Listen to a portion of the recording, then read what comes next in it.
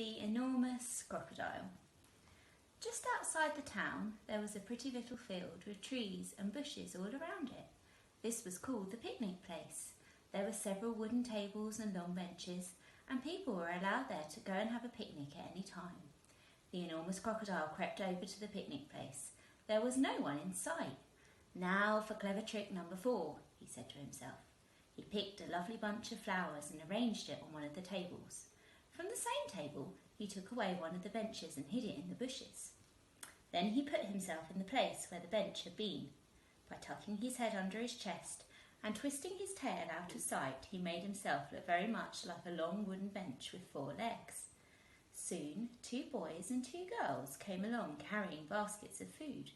They were all from one family, and their mother had said they could go out and have a picnic together. "Which table should we sit at?" said one. "Let's take the table with the lovely flowers on it," said another. The Enormous Crocodile kept as quiet as a mouse. "I shall eat them all," he said to himself. "They will come and sit on my back, and I will swizzle my head around quickly, and after that it will be squish, crunch, gollop."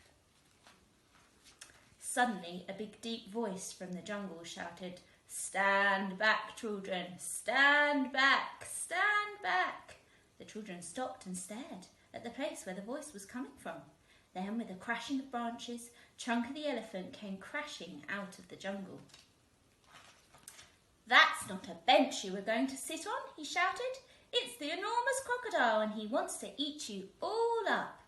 Chunky trotted over to the spot where the Enormous Crocodile was standing, and quick as a flash, he wrapped his trunk around the crocodile's tail and hoisted him up into the air. "Hey, let me go!" yelled the Enormous Crocodile, who was now dangling upside down. "Let me go! Let me go!" "No," Chunky said, "I will not let you go.